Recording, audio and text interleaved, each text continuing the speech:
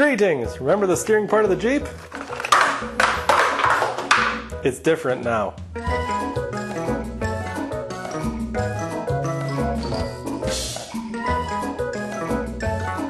Here's what we have left.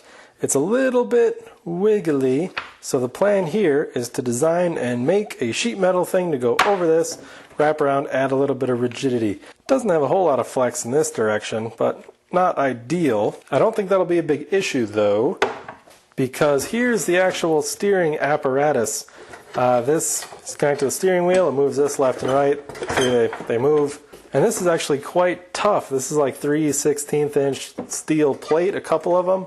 And remember, this is just holding like a toddler, so it doesn't have to be that tough. Really, all these holes do is locate these two posts, and the top parts that went over the top, that just kind of, again, located everything. It didn't really have a lot of strength, not nearly as much as this. And if this ends up not being tough enough, I'll just reinforce that with something. The other key issue is I cut this off, and this was a locating hole for the steering. So this rod went up like this, and it went through this hole. There we go, through the hole. Went through another hole in the body, and that kind of located it and allowed it to operate this mechanism. So I'm going to elect to worry about that later and forge on ahead. I don't think it'll be a problem if I flip this around. It'll still go left and right when the wheel is turned. So, hopefully that works out. I may end up having to lengthen this, but I have a welder. So to figure this out, I need to make a template. Really?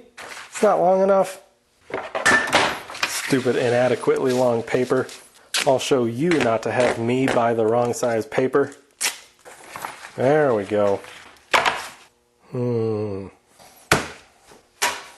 don't want these things. These are more part of the front bumper. I don't really need those. Front bumper is going to be attached to the box tubing, not to this steering thingy anyway. Now the secret is I'm actually going to shape one more piece of metal today using the shrinker stretcher, and that's going to be the last metal shaping for some part of this project. But next video on the Jeep welding extravaganza, then paint it red and watch the kid crash right into my wife's new car. Hopefully not, but it could happen. I'm not going to do a ton of fancy metal shaping on this. I'm just going to kind of cut these so that they'll register nicely on the plastic piece and call that a day. Good enough. There we go, and now steel. Now we're going to marker it up. I'm really hoping that this thing is my daughter's speed. What I mean is, I hope she doesn't get in anything slightly more dangerous than a slow Power Wheels Jeep. Because people in my family do not have good luck with fast-moving toys. In fact, my uncle, when he was a child, used to deliver papers on a skateboard. And he lived northern Wisconsin, and they had like a hill, big, steep, long hill, like the only big hill in town. So the sensible thing with your skateboard that doesn't have brakes or high-speed maneuverability is to get out and walk. He didn't do that. He went full speed down the hill every day and just threw the papers kind of out at the houses. He must have been pretty good at it, except one day at the bottom of the hill, this is in the city, so like low speed limit, stop sign everywhere, guy pulled out in his truck and stopped at the stop sign. And we're not talking like a longboard skateboard here. We're talking one of the old-timey, like short wheelbase, flat ones that are only about this long. Kind of torpedo shape. They don't even have the curves or nothing. Big, wide wheels. Yeah, you can't really turn when they go fast, because when you get going fast and you try to make a turn, they just start like wobbling and then you face plant. So he was kind of screwed. No brakes, can't really wobble to save himself. Flying up at a pickup truck. So, what happens? Well, clearly, boom, right into the back of the truck, face first. And he lost all of his incisors, just all the front teeth gone, broken right out. He was very fortunate. And I say that because at that speed, you go into the back end of a steel pickup truck, you should probably die. Instead, he got the full face tooth removal treatment all in one go. And, fake teeth. Not like fake teeth, but like implants or whatever they call them. But a lot of them. So his front teeth look perfect because they're fake. Not denture fake, but like, you know what I mean. I don't know dentistry. Time to cut it out. Oh, I didn't stamp the fold lines. Whatever. Haven't used this thing in a while. So yeah, perfectly slow, stock speed Power Wheels Jeep. That sounds good to me. Of course, if she ends up saying she wants it to go faster, who am I to argue? I mean, I had a modified Power Wheels Jeep when I was a kid, and I turned out perfectly normal. Don't laugh. Don't laugh, you'll hurt my feelings.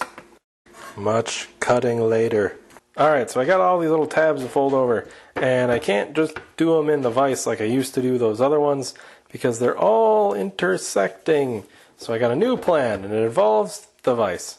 Alright, here's how I'm going to do it. I'm going to line this up so that one of the folds is over the edge of this angle iron.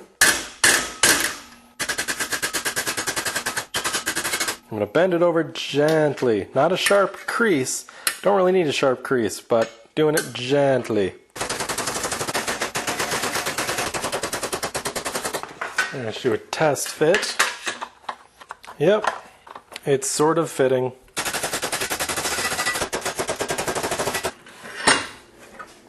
Alright, roughly accurate. And it's a bit tight. Oh, I see why. This is a little bump out. And I was going to ignore that little bump out, but I guess I can't. Goodbye, bump out. Oh, and now we're upside down. Okay. There, it fits in. Except this looks pretty sucky now. Alright, well that was kind of quick and dirty, but it does work as a bracket, and now it's much stronger. So, yep, all the noises in the world will not make it bend too much. I'll just true that up slightly later, probably weld together some of these openings to make it a little stronger, and then, then I'll be done. So the last thing we have to do is the top piece here. I intended to make this top piece fold over, and then I would kind of do a shrinking, stretching thing here. I've decided to scrap that idea. Instead, I'm going to make a piece to weld on here, and it's going to stick out 2 inches, not the 1 that I allowed for, and then fold down again 1 inch. And I'll make that whole thing and then weld it to this after I cut the extra off. Of this I'm talking about. So to do so, I first made this 2 inches, 1 inch. I just took a piece of metal 3 inches wide, some length that I measured, and bent this channel in it. And I did not use the vise. I went to Harbor Freight and bought a metal brake. It's a cheap one. It's 30 inches. It really struggled to do this in 20 gauge, and then I hammered it true a little bit. But I mean, after coupon, it was like 50 bucks. That's after tax and everything. So of course it's not going to work real great, and of course it was cheap. Now how am I going to make this into that shape? Well, I need the pattern back. Stupid, shouldn't have thrown that. But I'm going to measure on here where I want it to bend on here, and then use the shrinker stretcher over there. Let's see, using this, starting, say here, and then I'm going to kind of work it up my pattern till I get like there, and that whole bit I want to curve upward, which means this has to stretch. It'll be easier to explain this when I'm doing it, but I'm just sort of eyeballing rough dimensions. So the way you get this to bend, this straight flat piece, don't do anything, just leave it. Work everything here, specifically this outer half on this side, not this side. If you stretch this, think about stretching that, it'll want to bow this way. So if I stretch this, it'll put a curve in this whole piece. And if I shrink this, it'll put the opposite curve in this whole piece. So if you stretch and shrink this side will bend up and down. Same here, if you stretch and shrink over here, this side will bend up and down. But I'm not going to do that. I'm going to do this side. I should probably mark that. Now, to the tools! Okay, here we go. The shrinker. Now, according to my markings here, this part has to go inward. So I'm going to shrink along this edge, just slightly. Only going to bite in halfway or so, and give short yet distinctive bends. It's a medium grunt amount of pressure. Just taking one gentle pass. I'm not trying to move as much metal as the jaws will move in one go. Just a little bit. Okay, so one round of this and it's already bent. You see? It bends down. We're just going to have to keep doing that. Double check against the pattern. Remember, I want this to follow these dots, and it way doesn't. Way doesn't. So more shrinking. This is about the worst angle to be using this tool. Kind of limited by where my vise goes, however. Now, once these are all done and welded together, I'm not going to have a grill, a hood, or a rear hatch thingy. The rear hatch thingy is going to be entirely ornamental. The grill, not quite sure how I'm going to make that yet. The hood is kind of just crappily draped over the grill, as far as I can tell, in the original Jeeps. So not too worried there. Going to make the grill and the hood removable anyway, so they don't have to be put on right away. So there, how are we doing? Ooh, much better. Has to bend, shrink a little bit more in here, and then we'll see. But it's good. It's good from here to there. So this is how I do it. Little bit at a time. Little bit, little bit, little bit. And eventually, it'll be good. Alright, so that's pretty much exact. Now it's time to stretch this bit. Okay, now we're into the stretcher. I brought you in close. Maybe you can actually see the thing working. It's pretty crazy, but it does work and you can watch it, I assure you. Just gonna do a little bit at a time. You gotta be extra careful with the stretcher, because if you stretch too far, you end up tearing the metal. And the metal doesn't really like that so much.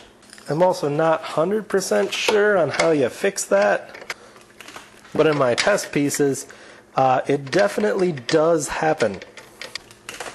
I've heard people say you can actually shrink more than you can stretch, but from what I noticed, the stretching tears the metal at about the same amount of angle as the shrinking makes it impossible to get the metal back in the jaws. Hard to explain, but trust me, it makes sense in my brain. Maybe you shouldn't trust it then. Shrinking thickens the metal and mars the crap out of it. Stretching thins it. So, yeah. Steel can't be stretched infinitely. And this might look like I'm just whipping this out, but I'm checking the pattern between cuts. Okay, now you can see if I start from this end, this curve matches reasonably well. If I start from this end, this curve matches reasonably well, but I stretched some shrinking parts or something in here, so I need to break out the shrinker for one more tune-up. Perhaps this is the final true-up?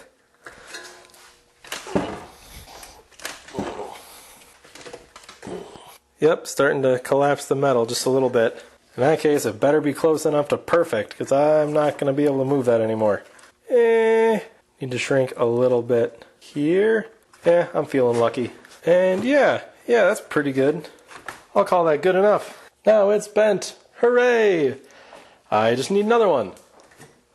Boom! I'm going to use that same method for like this curve. I knew I was going to bend that over again too, but I'm actually going to do that when I start welding them together, because this interacts with this curve and this piece in a way that I don't fully understand yet, and I will when I start putting them together. So now, rust cleanup.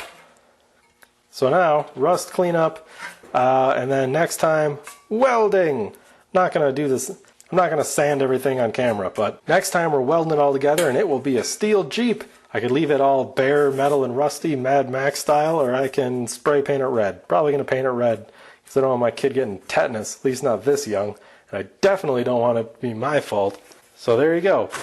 Metal shaping, complete-ish. See you next time for Welder and Sparks.